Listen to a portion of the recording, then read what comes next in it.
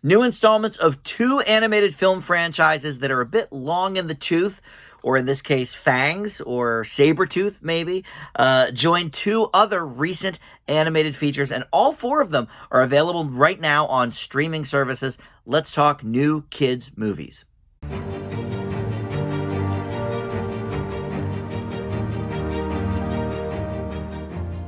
Hey guys, Dan here. This is Dan Reviews It. Welcome to spoiler-free reviews for four recent kids' movies. You can see them all right now on different streaming services. A couple of them were originally supposed to be released in theaters, but, due to COVID and all of that stuff, they got shuttled off to some streaming services. And you can check out all four of these right now on four different streamers, actually, too. So you do need to pay a little bit of money to maybe see them if you don't have the streamers already. But in any event, we're going to talk about Hotel Transylvania, Transformania. That one is on Amazon Prime.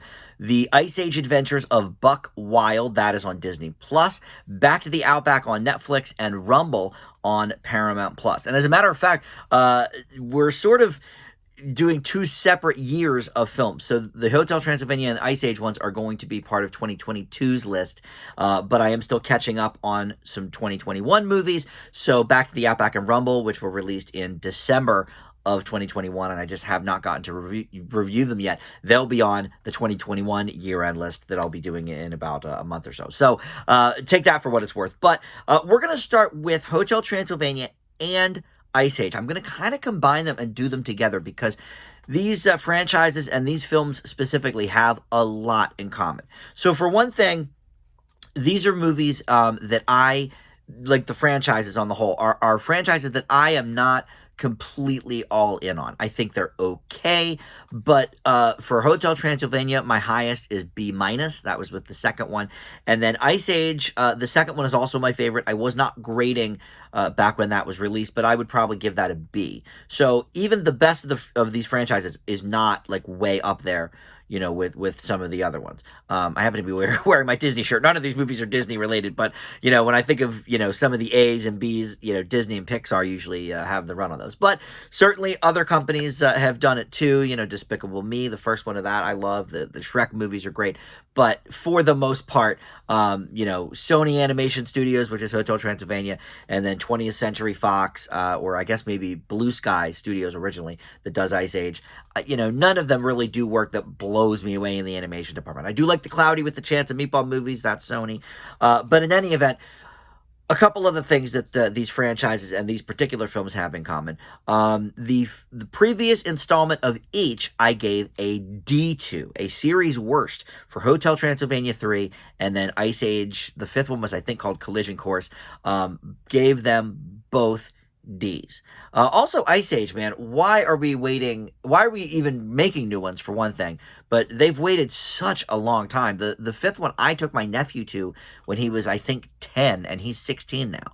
So it's weird to me, but obviously Disney, and Disney Plus specifically, are really trotting out all of the old material. So I guess that makes sense, but I'm not exactly sure kids these days care about the Ice Age franchise. But the main thing that these films particularly have in common is, I should say, the voice changing. So if you saw a preview for Transformania or The Adventures of Buck Wild, you would not be blamed if you thought, oh, that's Adam Sandler, or oh, that's Ray Romano. No, these are sound-alikes. Many people did return for Hotel Transylvania. Almost nobody returned for the Ice Age franchise. But Adam Sandler obviously has a huge Netflix run right now, and he has a contract with Netflix. And I don't know if contractually he was not able to do this movie for Sony. I really don't know. But I mean, he helped create the franchise. He co-wrote the second one. So I'm not exactly sure, and everybody's been kind of mum about it. One of the producers or writers did say something about, oh, well, with the plot of this movie and, the character of Drac turning into a human, it felt like a good time to sort of, change things up a little bit. Obviously, that's a BS, tagline that they're sort of presenting to us, but that's obviously not what really happened. But maybe contractually he was not able to do it. I don't know. But Kevin James is also not here too. Of course, they're good friends. But a lot of the Sandler regulars are here. David Spade is back. Steve Buscemi is back. And really, almost everybody except Kevin James and Adam Sandler are back. You've got, once again, Andy Samberg. You've got the gal played by Selena Gomez, the daughter, and then some newcomers here: Jim Gaffigan playing Van Helsing, Catherine Hahn playing Van Helsing's wife. I think maybe they were the third one. But you've also got, Keegan-Michael Key returning, and Fran Drescher, and a bunch of people. But Brian Hull is taking over for Adam Sandler. Now, by name, I didn't know him, but he is a little bit famous in the YouTube world anyway. He is this guy who did, like, 40 Disney songs or whatever it was in 10 minutes. He did a video of this in the voices of the characters. So obviously he is a very talented impressionist, and his Drac sounds exactly like Adam Sandler. I have to give it to him. And then Brad Abrell, I'm not familiar with. He takes over for Ray Romano doing Frankenstein, but honestly, he does an okay job too. Now, Frankenstein isn't really a huge part of this one, but he is in it enough. And he definitely has Kevin James's sort of pentameter down. So, okay, fine. Over on the Ice Age side, the Ray Romano they have is okay. None of these people I really am familiar with taking over, but you have Sean Kenan Elias Reese as Manny. Don't know who that is. He does a fine job as Ray Romano. I mean, it's not that hard to do a Ray. You just do like a nasally bit. And then Jake Green takes over for John Leguizamo as Sid. Dominique Jenkins takes over for Queen Latifah. That's probably the worst of the sound-alikes. And the one I was really shocked by, Skylar Stone, takes over for Dennis Leary as Diego. I don't remember ever hearing really a Dennis Leary impression before, but his is like spot on. I mean, you would definitely think it was Dennis Leary.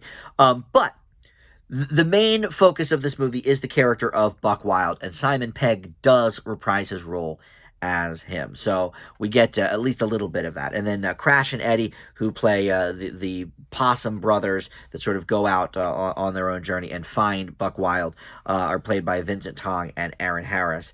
And I think they were not the originals either. I think it was Sean William Scott, and I can't remember who the other one was. But anyway, since we're talking about Buck Wild, I guess we'll sort of go over the basic plot here. So essentially, these two basically kids, these possum kids, want to go out on their own and experience the world. And, oh, mommy and daddy, you're being too hard on us. Let us go. So they end up getting into a lot of trouble as a result. So, of course, Manny and the crew have to sort of go find them. And then the basic plot for Hotel Transylvania, it's a Freaky Friday type of situation. They, in fact, reference Freaky Friday, but essentially it's the 125th anniversary of the hotel, the Transylvania Hotel, and Dracula is getting ready to retire, and he wants to give it to his daughter Mavis, voiced by Selena Gomez, but he realizes, oh wait, since she's married to Johnny, who I can't stand, played by Andy Samberg, I need to figure something else out. So he tells Johnny that, oh, well, you can't be a part of the hotel ownership because you're not a monster. So he goes and finds Van Helsing, Johnny does, and gets this ray that turns him into a human, and then in an effort to get him turned back into a monster, he turns into a monster, and then in an effort to turn him back into a human, Dracula inadvertently turns himself into a human, and so there's the Freaky Friday situation. So both of these movies are sort of road trips, because then the whole gang of Hotel Transylvania goes off to find the antidote for this, because they broke it. They broke the scepter that held the jewel. It's so convoluted, but a lot more than it needs to be, really. But so both of these movies are, journey movies, road movies, whatever. I think they're both sort of in the middling ground. I would say neither of them are as bad as the predecessor. Neither of them are as good as the top in that franchise. But I got a few laughs, I would say I actually got more laughs from Ice Age, surprisingly, because I really think that is long in the tooth. Interestingly enough, the character of Scrat, who is very, very popular, I forget what he is, Squirrel, I guess, but he's always trying to get his acorn. He's one of the most popular characters in the franchise, and he is not in this at all, which is a little bit bizarre. But, turnabout is fair play in Hotel Transylvania. Some of the characters, I think, sort of go against what we've known about them in the first three movies, and they sort of are acting a little bit not as themselves.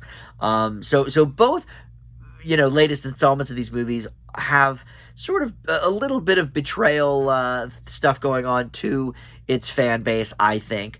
And then, yeah, the jokes are just sort of okay. I'm not sure which one kids will like better. I think they're probably more familiar lately with the Hotel Transylvania franchise just because it's a bit newer. I think the first one of those was maybe in like 2012. The first Ice Age was 2006, maybe. It's been a long time. So, I think maybe they're more familiar with the Transylvania characters, but I certainly laughed more at the antics in Ice Age. But look, neither of these movies is that great. We have two others to talk about, so let's sort of leave it there with these two films. Hotel Transylvania, Transformania. By the way, wait, before I get my grade, I'm annoyed that they didn't go for the easy joke and make it's called Transformania. It's number 4 in the series. Call it Trans 4, the number 4, Mania.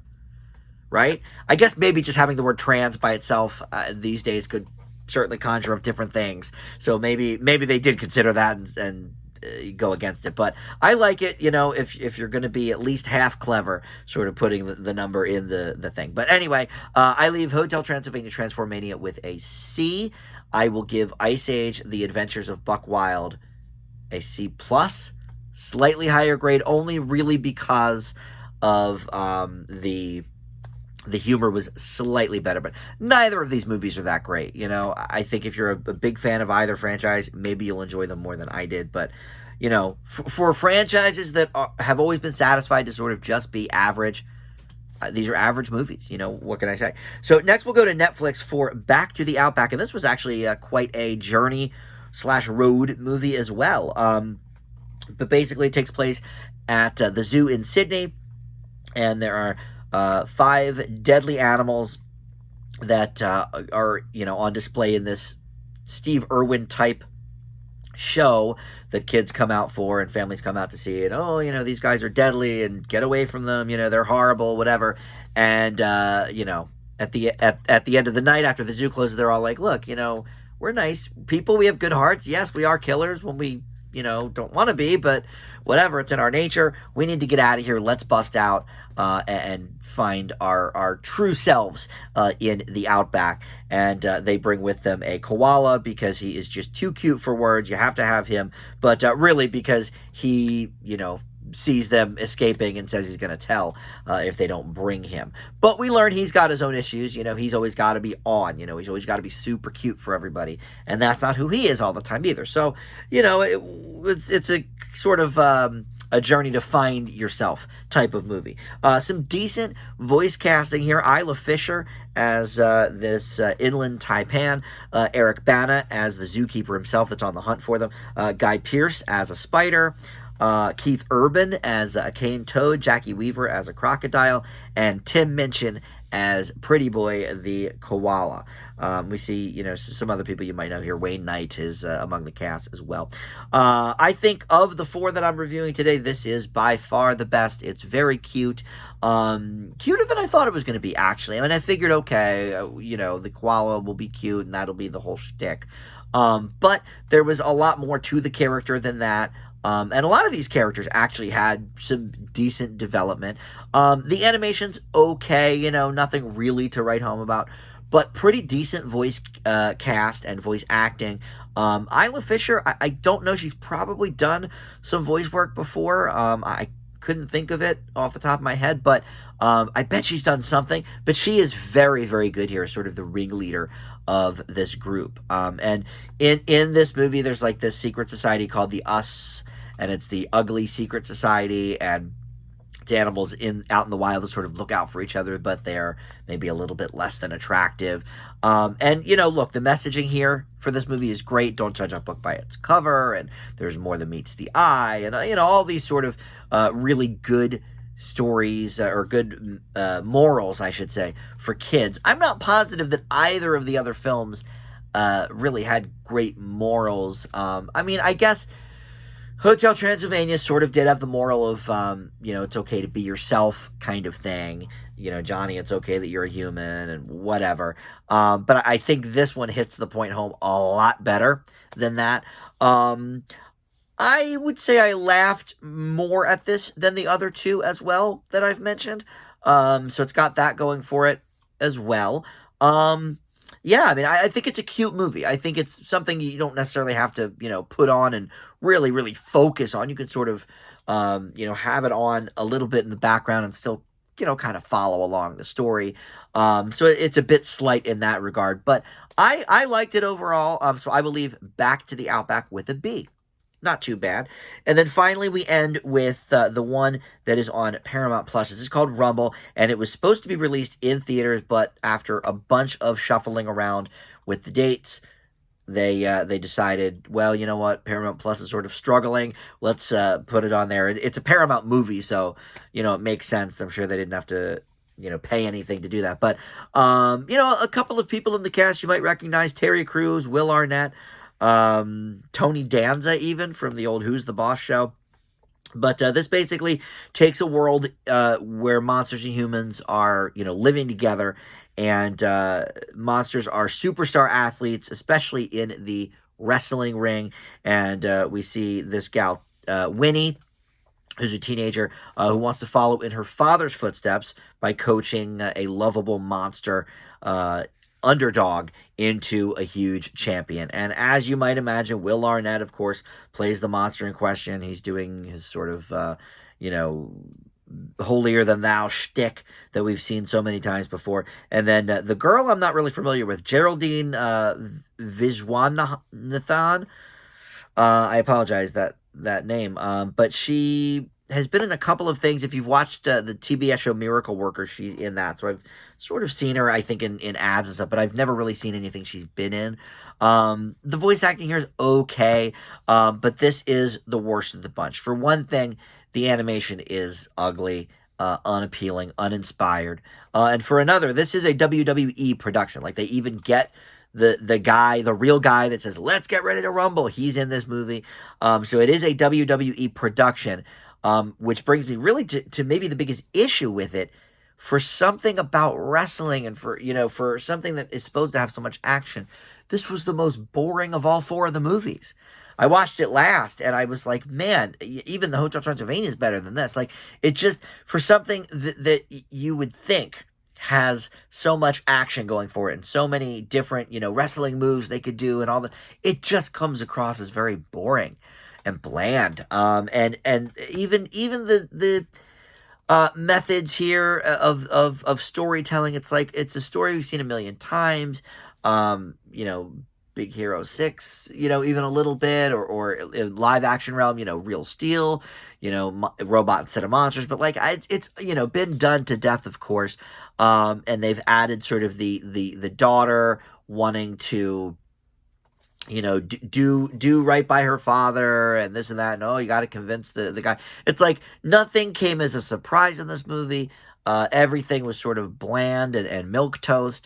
And for a movie about monsters wrestling, I expected there to be some excitement, for God's sakes. So, yep, this one is the worst of all of them. I'm going to leave Rumble with a D+. Will Arnett, I loved him on Arrested Development. I love his podcast that he does with Jason Bateman and Sean Hayes called Smartless. I love when he hosts Lego Masters. The guy is talented, but a lot of the movie projects he picks, if his name is on it, I'm automatically like, this is probably not going to be that good. He picks a lot of projects just to get a paycheck, not because there's really anything to it. And I think Rumble is one of those movies, unfortunately. So, all right, best of the bunch for me, Back to the Outback. That one and Rumble will both appear on my 2021 year-end list that we'll tackle in, 5 or 6 weeks probably, before Oscar season, or before the Oscar show, which is March 27th, I believe. I'll do my wrap-up. But in any event, thank you so much for watching, and we'll see you next time. Bye.